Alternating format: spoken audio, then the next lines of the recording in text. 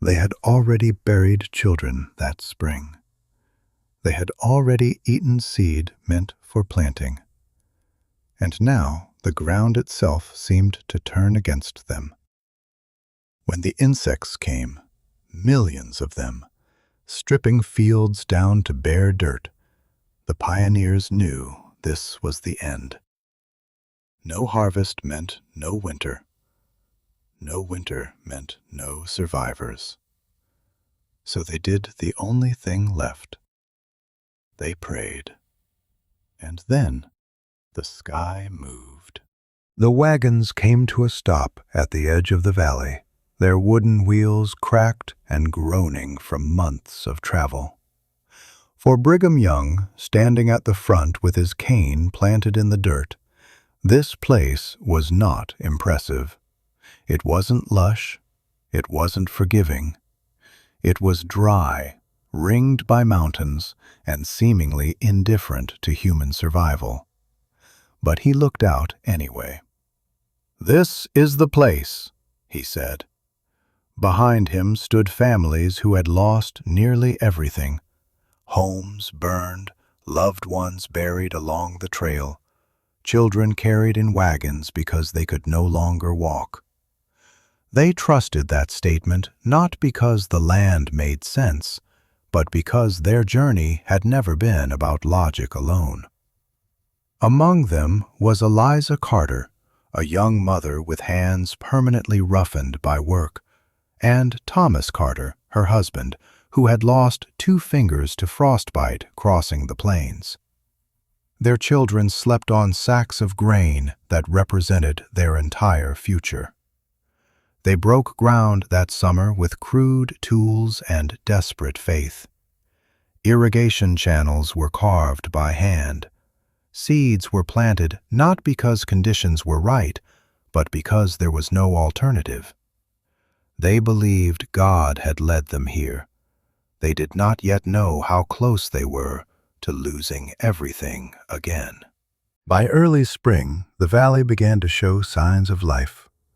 Green shoots pushed through the soil, fragile but promising. The settlers worked from sunrise to collapse, irrigating, fencing, praying quietly as they labored. Every seed felt like a gamble. Every sprout felt like mercy. Eliza knelt in the dirt one evening, pressing soil around a row of wheat while her youngest slept nearby. She whispered prayers not for abundance, but for enough. Enough to last the winter. Enough to keep her children alive. Others felt the same fragile optimism. For the first time since leaving Nauvoo, laughter returned to the campfires. Plans were made. Hope grew alongside the crops. Then the ground began to move. At first, it looked like shadows shifting across the fields. Then the sound came, a dry, clicking rustle like rain made of bone. The Mormon crickets had arrived. They poured in by the millions, crawling, hopping, consuming.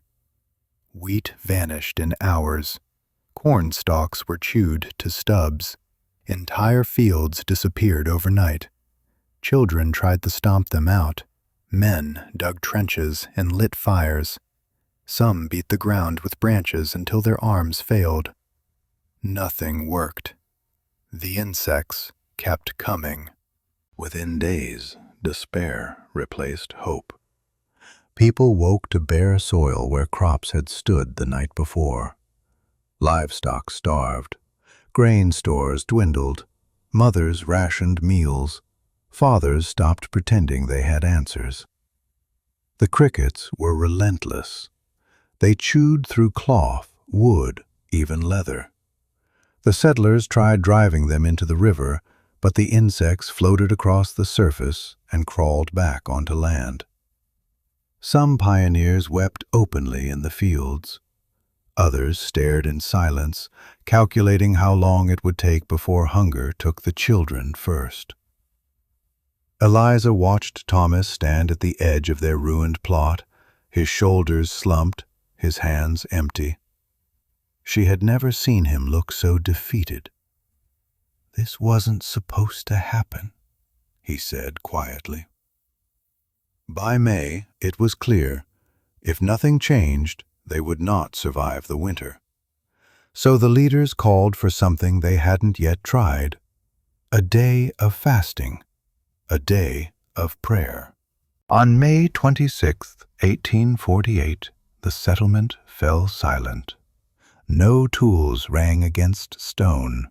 No fires burned for cooking. Families gathered in small groups, heads bowed, stomachs empty.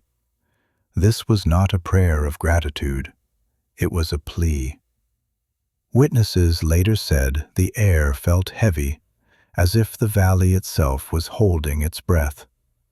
People asked for deliverance, for intervention, for anything that might turn the tide.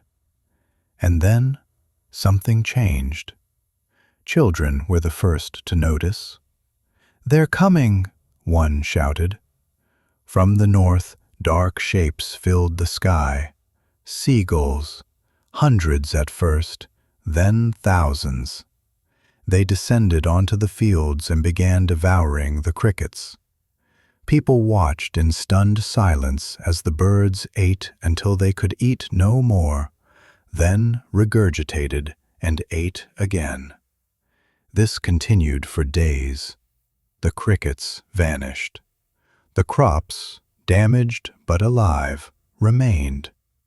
The settlers stood in disbelief. No one had summoned the birds, but they had prayed. The gulls came and went for weeks, arriving each morning, leaving each evening. By summer, green returned to the valley. Against every prediction, a harvest followed. It was not abundant, but it was enough. Enough grain, enough survival, enough to stay. The pioneers spoke of the event quietly at first, unsure how to name what they had seen. But over time, a shared understanding settled in. This had not been chance.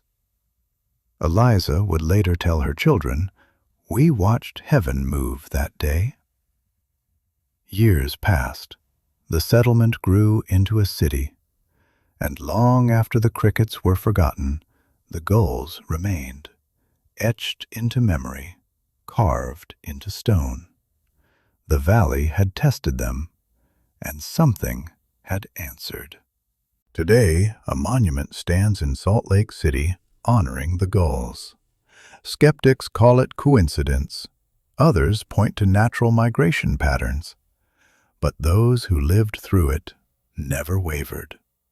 They knew what they had seen, a moment when reason failed and faith was answered.